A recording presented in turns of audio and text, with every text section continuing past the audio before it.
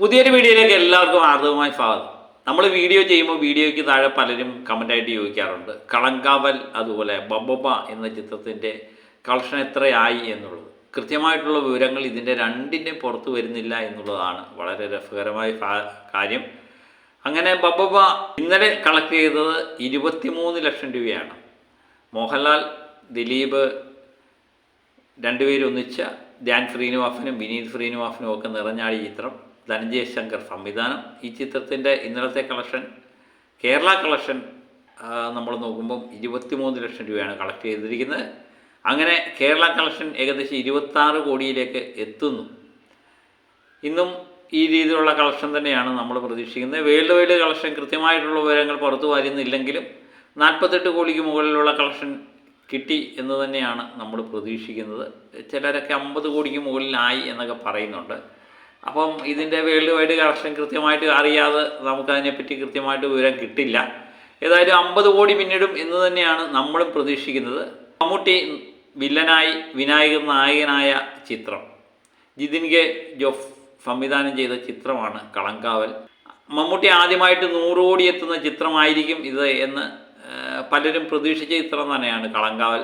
പക്ഷേ എന്തുകൊണ്ടോ 100 കോടിയിലേക്കെത്താൻ ഈ ചിത്രത്തിന് ഇപ്പോഴും ആയിട്ടില്ല എന്നുള്ളതാണ് വളരെ രസകരമായ കാര്യം. നമ്മൾ നേരത്തെ തന്നെ പറഞ്ഞിട്ടുള്ളത് 100 കോടി എത്തില്ല എന്ന്.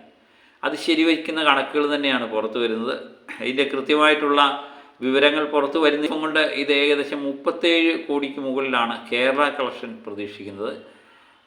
വേൾഡ് വൈഡ് കളക്ഷൻ ഏകദേശം 82-83 കോടിയിലേക്ക് എത്തുന്നുണ്ട് എന്ന് തന്നെയാണ് അറിയുന്നത്.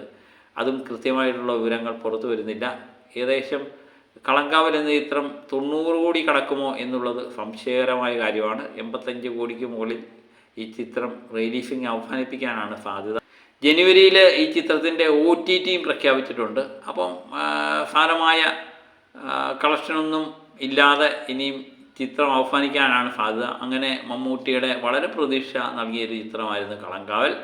അതും മമ്മൂട്ടിയുടെ ആദ്യത്തെ 100 കോടി എന്നൊക്കെ ആരാധകർ വാഴ്ത്തിപ്പാടിയ ചിത്രം 100 കോടി എത്താതെ, 90 കോടി പോലും എത്താതെ ചിത്രം അവസാനിപ്പിക്കേണ്ട ഗതികേട്ടിലെത്തുന്നു എന്ന് തന്നെയാണ് അറിയാൻ പറ്റുന്നത്.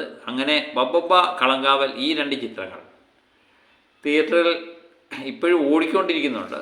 എനിക്ക് തോന്നുന്നു ബബ്ബ ഏകദേശം ഒരു 25 ലക്ഷം കളക്ഷൻ, 25 ലക്ഷം റേഞ്ച് കളക്ഷൻ നേടി ഇപ്പോഴും തിയേറ്ററിൽ. അങ്ങനെ ഈ 2 ചിത്രങ്ങൾ താമസിക്കാതെ തന്നെ OTTയിലെത്തും എന്ന് തന്നെയാണ് നമ്മൾ പ്രതീക്ഷിക്കാം. 2026 പുതിയ റിലീഫുകൾ ഒത്തിരിയുണ്ട്. ജനനായകനെത്തുന്നു. അപ്പം ഏകദേശം ചിത്രങ്ങളുടെ ലാസ്റ്റ് സ്റ്റേജ് തന്നെയാണ് എന്നുള്ളതാണ് നമ്മൾ പ്രതീക്ഷിക്കുന്നത്. ബബ്ബ 50 കോടി കടക്കുമോ, ഇനി കടന്നോ ഇല്ലയോ എന്നുള്ളത് കൃത്യമായിട്ട് നമുക്കറിയില്ല. അതിനുവേണ്ടി നമുക്ക് കാത്തിരിക്കാം. അപ്പം മറ്റൊരു വീഡിയോയുമായിട്ട് വീണ്ടും ഞാൻ എത്തും വരെ ഓക്കെ, ബൈ.